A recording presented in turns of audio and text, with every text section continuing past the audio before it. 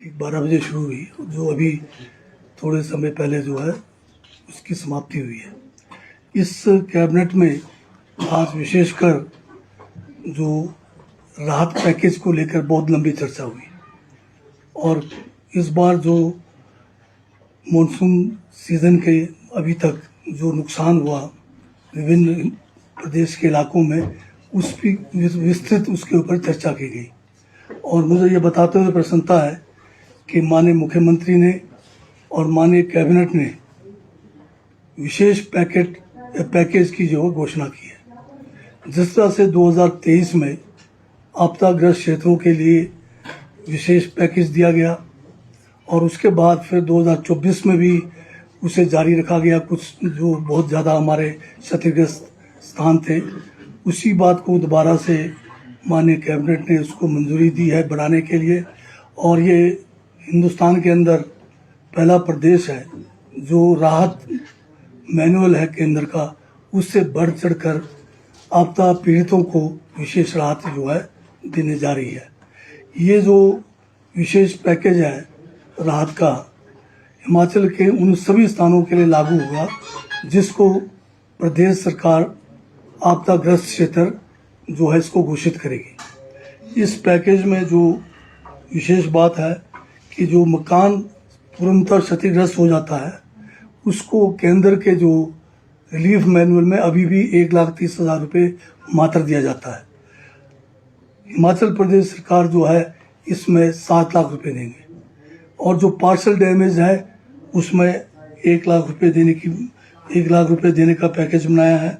और इसी तरह से आपके जो शॉप्स हैं, ढाबे हैं, जो डैमेज होंगे फुली, उनको भी 1 लाख रुपए दिया जाएगा।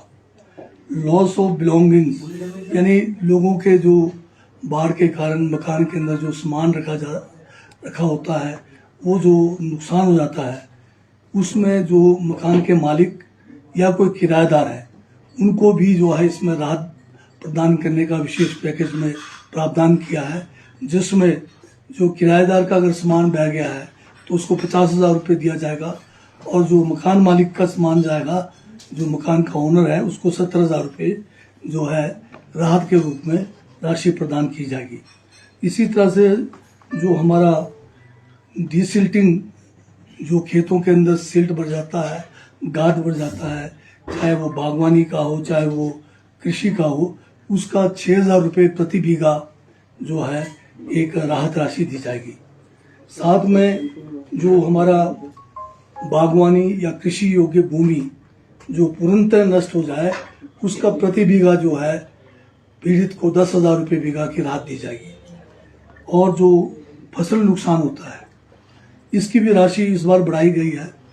पिछले विशेष पैकेज में जो है ये राशि फसल नुकसान का जो है मात्र जो है हम 2,000 रुपये देते थे, इसको बढ़ाकर अब जो है 3,000 रुपये किया गया है। इसी तरह से जो हमारे छोटे पशु, जो बड़े पशु हैं जैसे गाय है या उससे बड़े पशु जो है, उनको जो है 55,000 रुपये प्रति जो पशु है वो राहत के रूप में दी जाएगी। इसमें कितने भी पशु हो सकते हैं जो नुकसान हुआ है उन सब के लिए राहत दिया जाएगा। साथ में गौ शेड बनाने के लिए 50,000 रुपये की राशि दी जाएगी। इसी तरह से जो हमारे जो भेड़ बकरियां हैं, छोटे पशु हैं, उनके लिए पिछले बार जो पैकेज था वो प्रति पशु जो है 6,000 रुपये था, जिसको अब बढ़ाकर 9,000 रुपये किया जा रहा है। जैसे आपने देखा होगा 2023 की आपदा में बर्फबारी में बहुत सारे जो है लोगों के भेड़ बकरियां जो है उसमें नुकसान हुआ, उस समय जो है उनको 6,000 रुपये की राशि रखी गई, जो उस समय भी जो है रिलीफ मैनुअल से कई गुना ज़्यादा था। और रिलीफ मैनुअल में तो अभी भी 3 बकरियों तक सीमित है, परंतु इसमें जितने भी नुकसान हुए उन सबको जो है 9,000 रुपये के हिसाब से राहत राशि प्रदान की जाएगी। इसके अलावा इस बार जो है एक जो हमारे जो है पर पोली हाउस भी देने का जो है फैसला माननीय कैबिनेट ने आज किया है। इसके साथ में जो हमारे जो 2 मेडिकल कॉलेजेस हैं, IGMC और तांडा में, यहाँ पर जो है रेडियोलॉजिस्ट और एनेस्थीसिया के केवल 10-10 सीटें हैं। आज कैबिनेट ने इन जो सीटों को 10 से बढ़ाकर 50-50 सीट करने का जो है वो भी फैसला किया है। इसके साथ में आईजीएमसी में कैंसर का जो हमारा हॉस्पिटल है उसमें पैट स्कैन और उसके लिए पैट स्कैन के लिए बिल्डिंग और साथ में दूसरे जो उपकरण है वो सारे उपलब्ध करा दिए हैं और शीघ्र ही आईजीएमसी में जो है और बढ़िया जो है वहाँ पर पैट स्कैन और दूसरे उपकरणों से वहाँ पर इलाज किया जाएगा।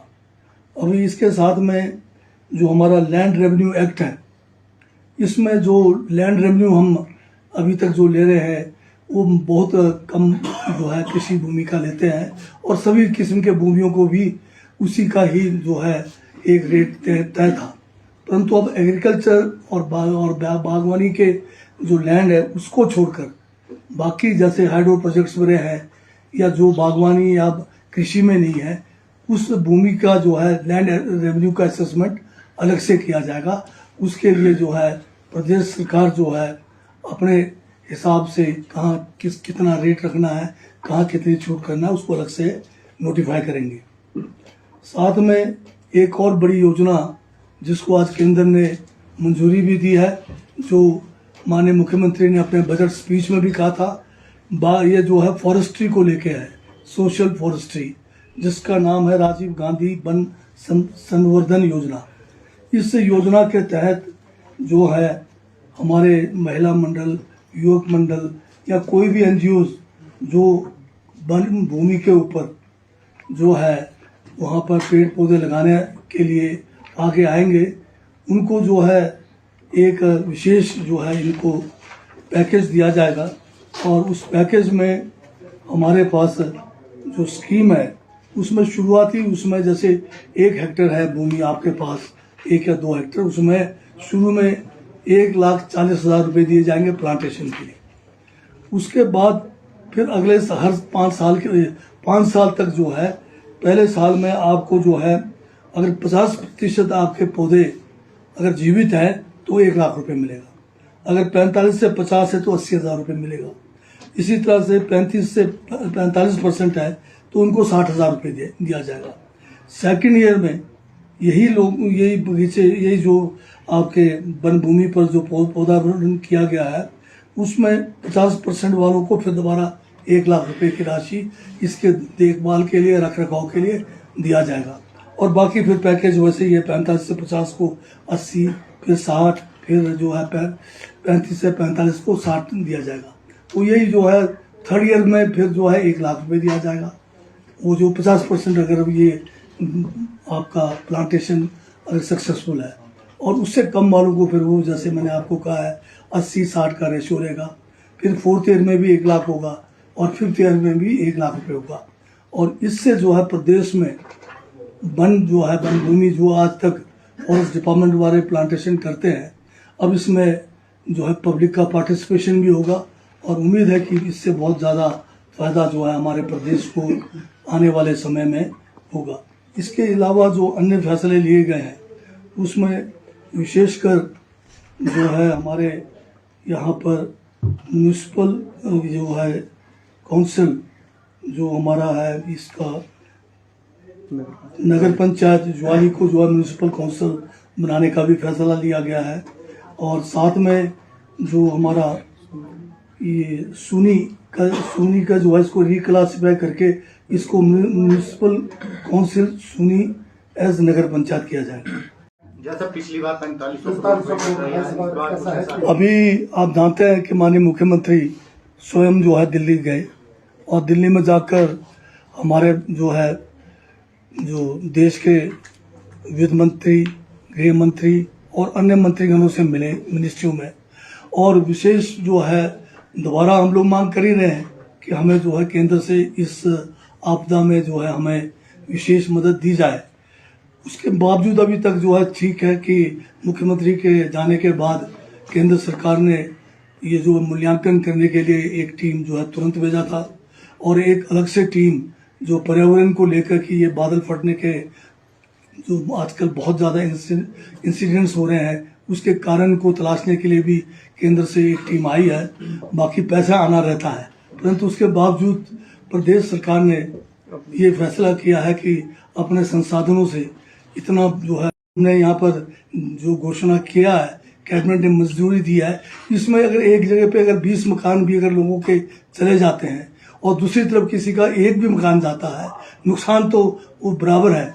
और वो जो पीड़ित है उसके लिए तो पीड़ा उतना ही है, जो 20 मकान जा रहे हैं एक जगह पे। बात का लंबा दौर है, परंतु आज तक जितना नुकसान हुआ है उसका जो है एक इनिशियल हमारे पास डाटा अवेलेबल है और उसको भी ऑथेंटिकेट करना है।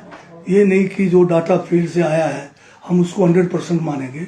आज ये भी फैसला किया है विशेषकर जहाँ मकान डैमेज उसके लिए तहसीलदार और हमारा जो एक होगा जो जेई लेवल का होगा और साथ में जो है हमारे पटवारी या अन्य जो है टीम जाएगी और उसका पूरा मूल्यांकन करेंगे कि कितना नुकसान हुआ है, कैसा हुआ है। तो सबको पारदर्शी तरीके से करने का जो है फैसला किया गया है। नगर निकाय चुनाव को जो आरक्षण रोस्टर है सर, इसके ऊपर हुई तो चर्चा? अभी चर्चा होना है, पर म्यूनिसिपल को जो इलेक्शन को लेकर एक संशोधन आज जो है उसकी भी मंजूरी दी गई है।